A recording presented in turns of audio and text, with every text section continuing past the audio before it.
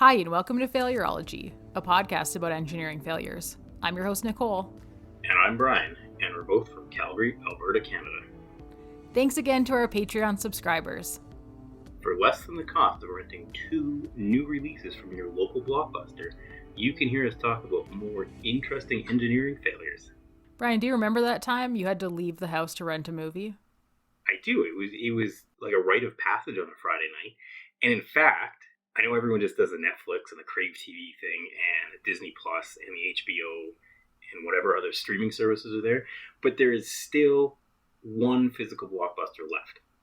There's a documentary about it on Netflix, which I think is really funny, called The Last Blockbuster. So to learn about The Last Blockbuster, that's a physical building, find it on Netflix. The worst was looking forward to a movie that you really wanted to watch and then getting to Blockbuster and it was rented out and you couldn't get it.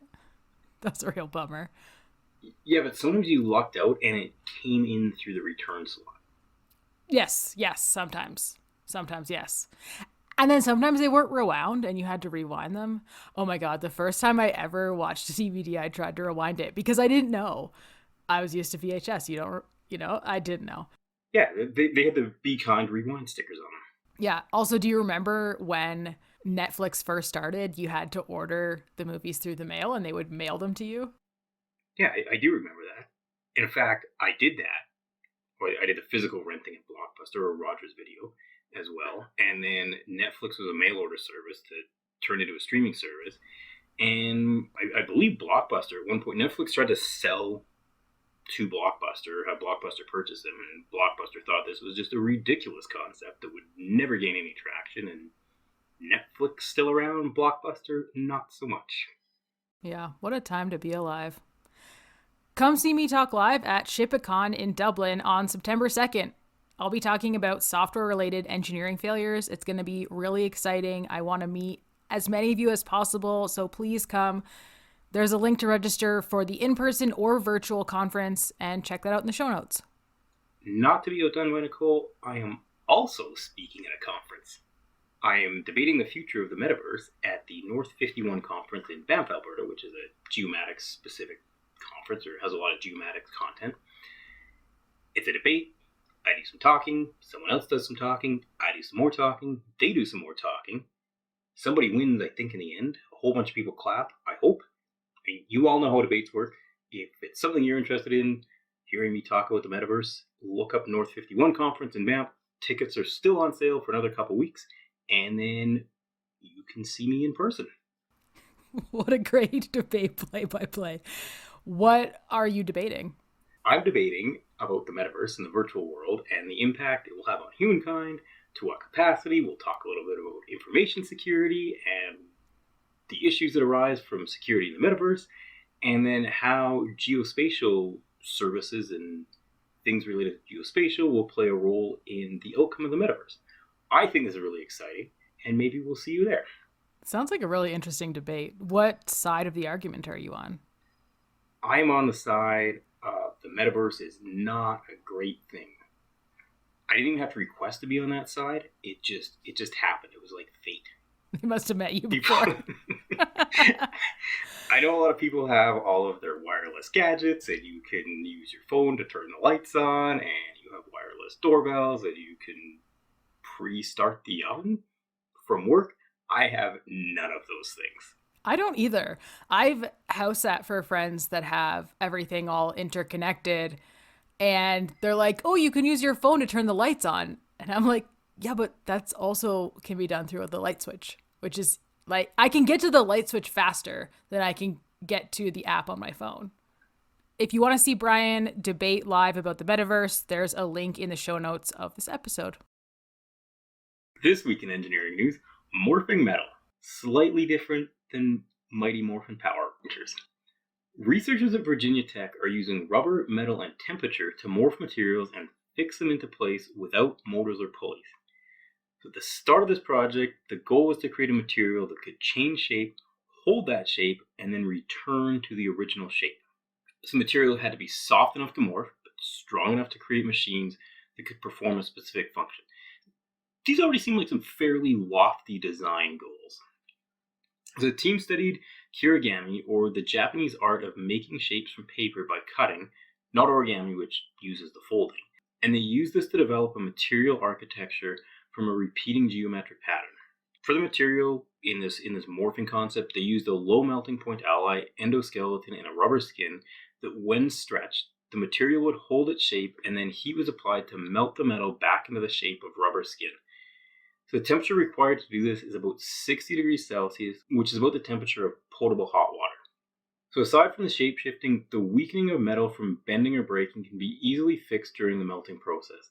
One of the hopeful applications of this product is to build a functional drone that can morph from a ground to air vehicle. If you want to read more on the morphing metal, check out the links to the sources on the webpage for this episode at failurology.ca. The new season of the 32-team Professional Hockey League that plays in Canada and the United States has started, which means the Toronto Professional Hockey Team might win the end-of-season mug. When hell finally freezes over and the Toronto Professional Hockey Team wins the big game, there's definitely going to be a parade. Toronto Professional Hockey Team Parade Planning Services is your one-stop sports mug championship parade planning service. Don't be like Vancouver. They rioted because their professional hockey team has never won a championship. Call Toronto Professional Hockey Team Parade Planning Services toll-free at 1-866-865-1967.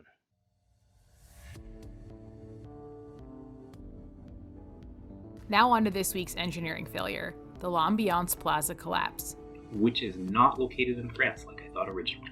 No, this one's in Bridgeport, Connecticut, and the collapse happened on April 23rd, 1987 at 1:30 p.m., which, funny enough, is the day before this episode came out. But quite a few years before. Yeah, imagine that. Good timing on our part. So L'Ambiance Plaza was supposed to be a 16-story residential structure. It had 3 levels of parking and 13 apartment levels. It was also made of 2 offset rectangular towers referred to as East and West. You're going to hear us talk about the 2 different towers quite a bit. And those were separated by a construction joint at the central elevator lobby. We don't do above-grade parking in Calgary. At least we don't have a ton of above-grade parking. Also here, where we do have above-ground parking structures, we call them parkades, which I learned was definitely a Canadian term. Specifically, I believe it came from Edmonton, which is our capital city here in Alberta. After I had a number of friends come up from the States, and when I told them they could park in the parkade, they looked at me like I had just invented a word. Turns out, in America, they are parking garages or parking structures. Which, okay, I'm just going to say, parkade does seem fairly self-explanatory, and it's also much shorter than parking structure. I like the word parkade myself. Me too, but when I said it, they had no idea what I was talking about. Okay, fair. The National Bureau of Safety did a formal investigation on the L'Ambiance Plaza collapse, and they published their findings, which we're going to get to shortly. But the industry consensus is that they don't really agree with those findings. And the industry believes that the cause of the failure was something else entirely, which I personally find really, really interesting. This is the first time we've seen this much of a disagreement on the cause of the failure. There's sometimes a disagreement on some of the contributing factors or some of the less critical items, but the actual cause of the collapse is the part that's not in agreement, which is quite interesting. So this is a first for us, and we're going to get into it shortly. The floor slabs were 175 millimeters thick, post-concrete flat plates with post-tension tendons in each direction. So 175 millimeter thick concrete slabs that were poured as a flat plate, and then they had cables running through them. After the concrete was poured, those cables are tightened, and that gives the concrete some extra strength. Do we see this style of construction now, or is it kind of an older method of construction for towers? It's pretty rare in Calgary that we see this. Post-tension floors are the bane of my existence as a mechanical engineer who's trying to core holes for new pipes and toilets and sinks and shower drains, because you can't cut any of those cables. And so you have to x-ray the floor, find where the cables are, and then you have to shift everything around to avoid them, which is a really big pain. There's also a lot of issues with the cables corroding and failing, and the structure has some integrity issues some of the time. And so there's a lot of hesitation specifically in Calgary, I find, just because that's where I've experienced. There's probably hesitation in other areas, but there's some, resistance to post tension in Calgary. But it's not something that's never done. It's kind of rare. We usually do rebar, which is also steel cables that run through the slab, but they run kind of in a mat or a mesh, and they're not tensioned at all. So they don't stick out of the slab. They're just become part of the structure. The other thing that's really interesting about this is how they built the building. So they used what's called a lift slab method. I have never seen this. Honestly, I've never even heard of this before. So what they do is they would pour the floor slabs on the ground on top of each other with a bond breaker between each slab. So they had kind of a layer that would prevent the slabs from adhering to each other. And they essentially just built them all one on top of each other. They poured all 16 slabs, and then once they were cured and the slabs were post-tensioned, they lifted them 2 or 3 at a time into place with a series of hydraulic jacks and lifting rods, and then secured them to the columns. That does not seem like the best way to construct a building. It seems like a horrible idea. Honestly, a horrible idea, but it offered a lot of cost savings. It was also a lot faster to build, and those two advantages saved them about 90% of the formwork that they needed to build those structures.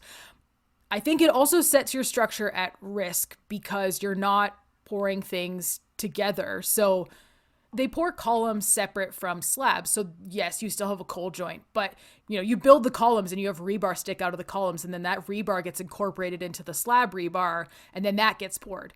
And then there's rebar that sticks out of the slab that gets incorporated into the columns. So you don't have that. Even though it's not necessarily full integration, you do have a little bit of integration between the different concrete pours. You lose that when you use this lift slab method. Also, you're putting a lot of work with these hydraulic jacks, and they were seen as an issue by some, which we'll get to. The West Tower collapses during construction when there were 3 levels of the parkade poured and 3 to 6 levels of each tower, so 3 to 6 levels of the East and the West Tower were in place. And the building at this point is at 25 meters above the foundation when it collapses, and unfortunately 28 construction workers were killed in the collapse. Although the West Tower collapses initially, the East Tower also collapses due to one or more factors, and we'll go through those right now. So there were obviously forces that were transferred from the West Tower collapse, so forces go from the West Tower to the East Tower. Secondly, there was damage to post-tension cables caused by debris from the West Tower. And thirdly, there was lateral instability caused by falling debris from the West Tower. So this collapse was investigated by the Center for Building Technology, the National Engineering Laboratory, and National Bureau of Standards. And their investigation included quite a few things. So they interviewed the survivors and eyewitnesses. They reviewed the design plans, specifications, the shop drawings, the construction records, the project correspondence, the testing lab reports. They reviewed lab tests from the collapse structure, data from subsurface investigations after the collapse, computer analysis, which was in a very preliminary stage in 1987.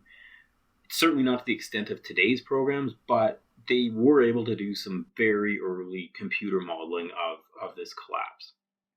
Speaking of computer analysis, in 1987, the Hartford Arena roof collapse that we covered in episode 7, that was the first known engineering failure caused by computer-aided design, and that happened in 1978. So that happened 9 years before this collapse, which is also interesting. Also in Connecticut. Connecticut, get your computers straightened out. So as we said earlier, there was a bit of a disagreement or discrepancy on what the actual cause of the failure is. So first, we're going to go over this investigation that Brian just mentioned, the National Bureau of Safety.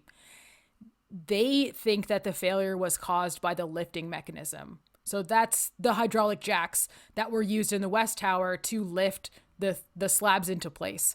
And their consensus is that there was excessive deformation on the jack head, on the most heavily loaded jack, And then once it deformed, the jack head slipped off the lifting angles and the slab package fell, which then, of course, as we know, pancakes onto the floor below and the floor below and the floor below until the entire tower is collapsed. So essentially the jack was overloaded and it formed. And so, when that happened, had the other jacks been close by or strong enough, they could have potentially carried some of the load and redistributed that. But it was just too much and the entire package fell. They argue that they were able to duplicate this in lab experiments, including the loud noise that witnesses heard when the jack deformed. However, like I said, other investigators of the collapse didn't agree with the National Bureau of Safety findings. And also, as mentioned, this is the first time we've seen this much of a disagreement on the cause of the failure. The lifting manufacturer, so the jack manufacturer, found that the lifting mechanism was not the probable cause of failure. The lift subcontractor also said that they'd used this design in over 100,000 lifts over the last 17 years. Now, obviously, the lifting manufacturer and the lifting subcontractor have a biased opinion. This is their product and their installation. And so, I'm certainly not saying they're lying. I'm just saying they are biased. But you have to think about the fact that if they have done this successfully over 100,000 times, which you can go back and prove, it does kind of throw this argument into question on whether or not a faulty jack or a deformed jack was really the cause. Also important to note, the lifting assembly design didn't have a 2.5 safety factor that would allow people to work under the slab during lift operations. They weren't necessarily working within the rules of the lifting assembly design. Had the jacks been stronger, people would be allowed to work underneath, or had they been following it, people wouldn't have been underneath. So had they been following the rules and regulations for the lifting assembly package that they were using, which didn't have the appropriate safety factor, people wouldn't have been working underneath the slab when it collapsed, and a lot of death could have been prevented. So we are going to get into some of the other findings. Brian's going to tell us about those in a second. But I do want to say, I've said this many times, I'm not a structural engineer. I also don't have the resources, and we don't have the budgets on this show to pull and review drawings and shop drawings and all of those documents, etc. We're not doing an investigation ourselves. We're reading through the investigative reports on these failures and presenting our findings back to you guys, our listeners.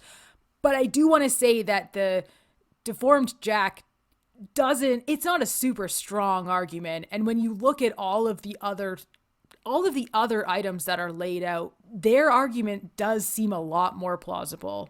And I just kind of wanted to throw that out there. So again, I'm not saying that the National Safety Bureau is wrong, and I'm not saying that these other guys are right. I don't know. I wasn't there. I haven't investigated this myself, but the other findings that we're going to talk about right now are a lot more of a plausible explanation, at least to me, as to why this building collapsed. So Brian, why don't you tell us?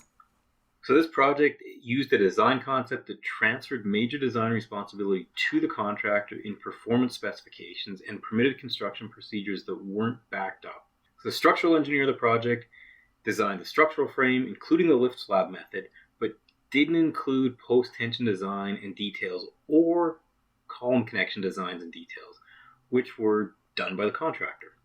So structural drawings also did not include details about large slab openings like the elevator or the stairs. So Nicole briefly mentioned that for HVAC design and for running other services through the slab. So they didn't even include any large slab openings for very common things that you need in a building, like elevators and stairs to get between all these floors. Where I see something like this is in wood frame design, where the structural engineer of record, who's part of the consultant team, will design the overarching concept for the structure. They'll design a lot of the larger members. The main floor usually is a concrete slab, so they'll design that. And then they provide loading information, but the actual truss design, so the wood trusses that make up the floors for each floor, those are designed by a separate contractor, and they're carried underneath the framing contractor, and they have to provide detailed and stamped drawings for their truss design. So what do the trusses look like? What is the web design? What's the material? The spacing of the joists, how far apart they are. those type of details are done by a separate group. But what I will say is those shop drawings for those materials are stamped. And the structural engineer of record takes responsibility for the full structure, and therefore they are responsible, at least in my understanding, for getting stamped confirmation from that truss designer. In concrete construction, I would say this is quite a bit more rare. Usually the structural engineer, as far as I'm aware at least, will provide a full detailed design, but I also have never worked on a new construction post-tension project. All post-tension projects that I've done are existing buildings that we're renovating.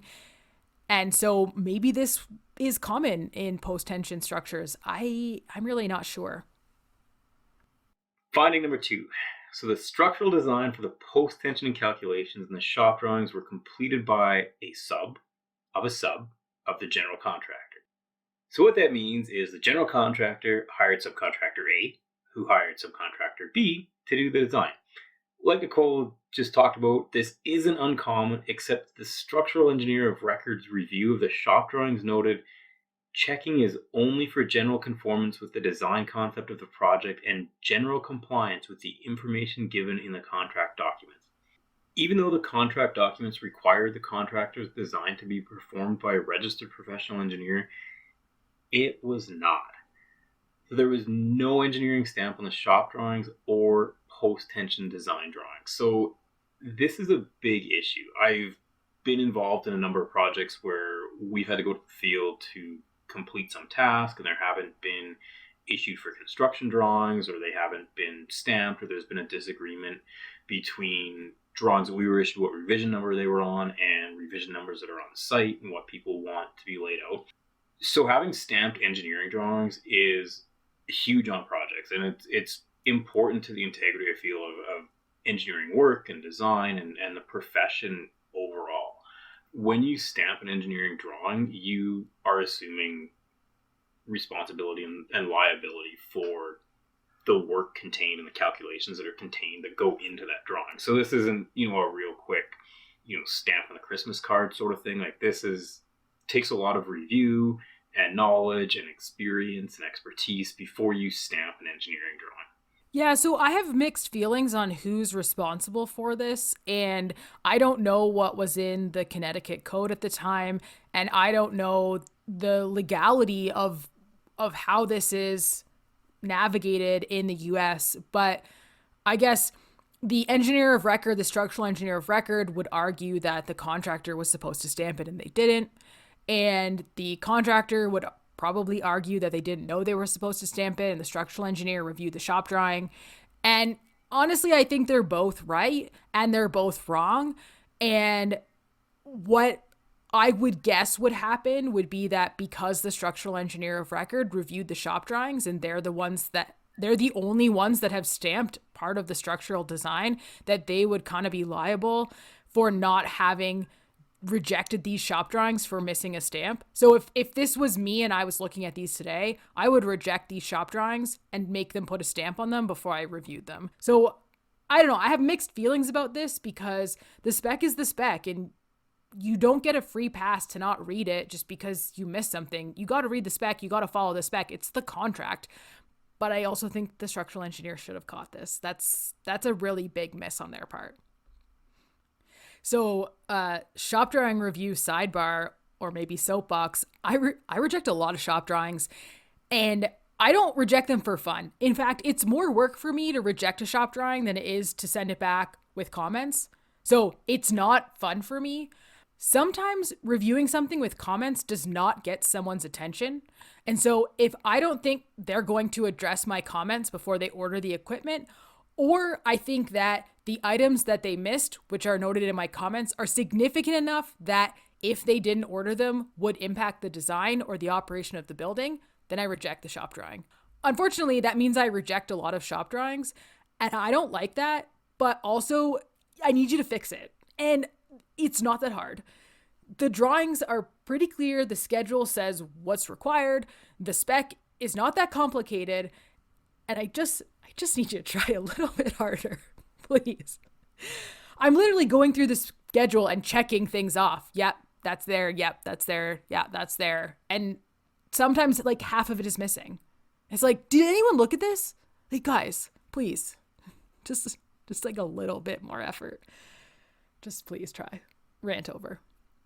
In addition to contracting out the post-tensioning design, Contractor A also subcontracted out the mild steel reinforcement, structural steel, and lifting operations to 3 other contractors. And I believe a lot of those, if not all of those, also required a detailed engineering design.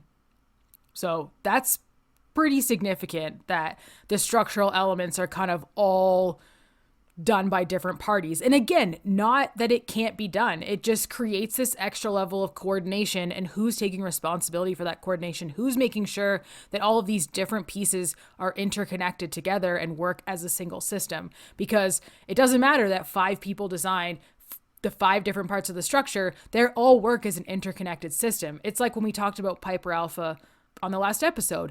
You have 3 separate rigs and everyone's looking at them as 3 individual things, but they operate together in a system. And until you look at them as a system, you're not going to understand how doing something in one impacts another.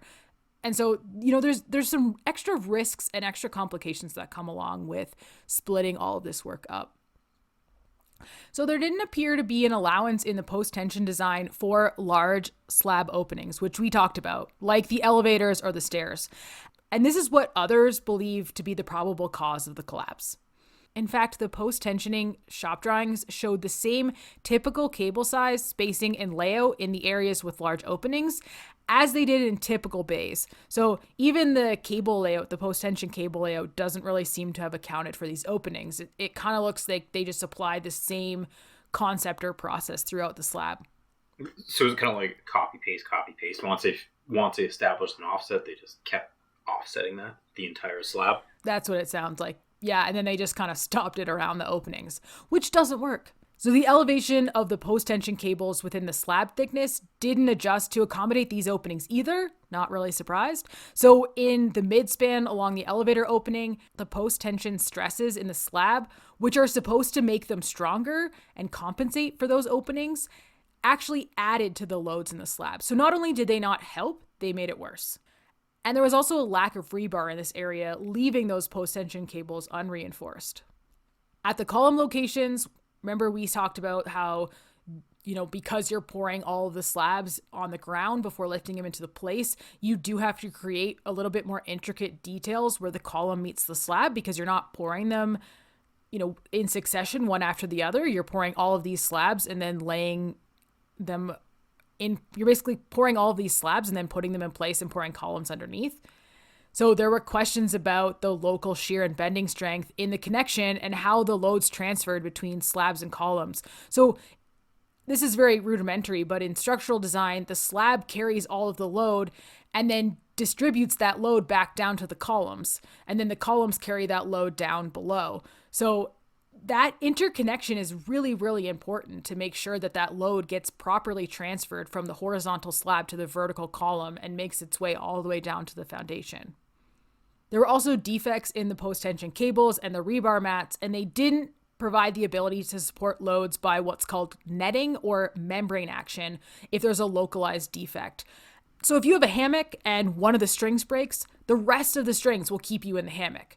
But due to deficiencies here, the localized issues actually increase the risk for brittle or rapid progressive collapse. So if you think of the slab like a hammock, one string broke and the whole hammock fell apart, which is a problem that you can't have. Talk about lack of redundancy. That's pretty bad because the thing is you can't build a perfect slab. You'll never have a slab with absolutely no imperfections. There will always be something. And that's why there's safety factors and redundancy and all of these other things that are built into these structural designs so that if one thing goes wrong, you're not at risk of catastrophic failure. When you design a slab with such tight tolerances, you leave no safety factor. You leave no room for slack. And it's a real problem, as we saw here at L'Ambiance Plaza. And I feel like this is not the only collapse that we've covered where something similar has happened with cables and cables breaking, and also not having enough safety factor built into the design. So there were allowances that were made in the pre-poured slabs for the eventual casting of shear walls, but until those shear walls were poured, there was really high compressive and shear stresses in the areas during the slab lift. So again, this is another issue with the way that they're doing these lifts. So shear walls are like a wall that acts like a column. And so they hold up, they support a large section of the slab. And until those shear walls are built, that slab is unsupported. And like we've talked about on many of these structural failures, they design for the fully finished slab, but they don't always think about how it gets built. And so these slabs were sitting under some pretty high stress without those shear walls in place until they were built. But because they lagged behind, it added some extra risk and stress to that slab. Yeah, and if you don't have a built-in safety factor or it's too low, there's a lot of weight and there's a lot of stress that exists without those shear walls or before the shear walls are in place. And like we've seen, this led to the collapse here. So the contract requirements limited the advance of the uppermost lifted slabs to not more than 3 levels above completed shear walls, but they didn't follow this as welding and shear wall installation lagged further behind. So the contractor also deviated from plans and specs in a number of areas. And even though the actual cause of the failure is a point of contention, both parties do seem to agree that these deviations aren't probable causes, but they are still causes for concern. So I do want to touch on them. The footings were resting on fill and disintegrated rock rather than, quote, rock of suitable quality or lean concrete. The dirt or rock that a building foundation or footing sits on is very, very important. And in fact, geotechnical consultants, and rightfully so, are very particular about what that rock is. And I've worked on a number of projects, especially downtown Calgary, close to the river, where you kind of find an underwater stream as you're digging. And essentially, all of that water just continually compromises that rock and that dirt. And you have to keep removing all of that until you get down to native soil. And then you have to refill the hole again before you can start your footings. And it's a whole big mess and really unfortunate. But it is what it is, and it's really important that you start off right and you build on the right foundation. Building on fill dirt, never a good idea. There's probably not sufficient compaction with it. It's so much easier just to build in a cut section instead of a fill section. Yeah. And then there was also a number of issues with the welds. So some of the welds were not as strong as the structural drawings required. Nowadays, I often see a third-party consultant, sometimes hired to act as a welding and structural steel inspector. May not have been the case in 1987, but definitely something that goes on today. There was also some concerns with the column splice details not meeting the American Institute of Steel construction specs or the American Welding Society structural welding code for complete penetration groove welds. And a lack of joint penetration and large amounts of porosity were observed in some of the field welds, which is another issue. So I've said this a bunch of times. I'm not a structural engineer, but these quote unquote field changes do seem fairly significant between the potential jack issue, between the potential not accounting for large openings issue, and all of these field changes. I got to wonder if the risk of structural collapse was inevitable. I kind of get the feeling that if it didn't happen when it happened, it was going to happen at some other time, because these all seem like pretty significant issues, especially when you start to put them all together. Yeah, there's a lot of things that are lining up that are pointing towards potential building collapse. Again, like Nicole said, if it didn't collapse now, it was looking like it might be likely in the future. In summary, while the National Bureau of Safety thought the deformation of the lifting jack caused the failure, the industry and independent analysis consensus is that the failure was caused by inadequate post-tensioning and rebar design at the elevator openings in the West Tower. We've talked about this as well, but I do want to recap. There were some procedural issues that also contributed. And that's something that's been really, really common with the failures we've covered. There's often a technical aspect of the failure. So a piece that was underdesigned or poorly designed, or maybe they didn't account for something. That's usually a factor. But a lot of these failures, I would say almost all of them, have some type of procedural issue. And that's just a really big problem that we need to deal with in this industry. So the issues that were flagged were there was an excessive reliance on performance specs, which allowed the structural design responsibilities to be split between the engineer of record and multiple contractors, which we've definitely got on our soapbox about already. The building regulations did not assure competent structural design for these complex structures, or for projects where design responsibilities are split between an engineer of record and contractors. So it sounds to me like the building regulations didn't really allow or have a process in effect to account for the fact that the structure was designed by multiple parties. Like I said before, nowadays, I think it would all kind of fall on the structural engineer of record to make sure that they collected the proper documentation from any of the other engineers who designed the other components. But it sounds like at the time, the structural engineer did their piece and they said, well, this is my stuff and the other stuff's up to you, and, have fun over there. And it's not my responsibility. And I just don't think that's the right way to handle it. But it looks like there was nothing in place. Our engineering association would certainly frown upon doing things that way now. For sure. There was also inadequate safety factors and other technical provisions in the building codes. And I know this has definitely come a long way. There was some collapses even in Canada that have contributed to this. And I know that this has been addressed, at least in Canada. I assume or hope it's been addressed in the States, but I honestly don't know because I'm not a structural engineer and I don't work in the States. There was also a bit of an issue with the quality assurance inspections. They were done by a testing agency in lieu of being done by the engineer of record, which is a pretty big deal. Nowadays, the engineer of record, again, in Canada, when you apply for a building permit, you have to initial saying that you're going to do regular field reviews for general design conformance throughout construction. You have to agree to that. And at the end of the day, when you give your occupancy letter, you say, yes, I did that thing I said I was going to do. I went to site, I looked at stuff. That's important. And that's an important part of the process. And it's specifically for this reason. The testing agency doesn't know all of the intricacies of the design. They may not have known about all of the different things in the spec, about the fact that the parts of the structure were designed by different engineers. Maybe they didn't have the shop drawings. There's a lot of factors that go into that. And it's really important that the engineer of record or their representative do a general conformance review of their design as it's installed. So there you have it, the L'Ambiance Plaza structural collapse. Similar to the Hyatt Regency walkway collapse that we previously covered, the structural engineer put a lot of engineered design of structural components on the contractor, which is fine in theory as long as they are stamped and thoroughly reviewed by the structural engineer of record. For photos, sources, and an episode summary from this week's episode, head to failureology.ca. If you're enjoying what you're hearing, please rate, review, and subscribe to Failureology so more people can find us. If you want to chat with us, our Twitter handle is @Failureology. You can email us at thefailureologypodcast@gmail.com. You can connect with us on LinkedIn, or you can message us right in the Patreon app. Check out the show notes for links to all of these. Thanks everyone for listening, and tune into the next episode where we'll talk about the Florida pedestrian bridge collapse that occurred in 2018. The bridge was supposed to be a redundant structure, but mistakes during design meant that the critical members did not have backup. Bye everyone. Talk soon.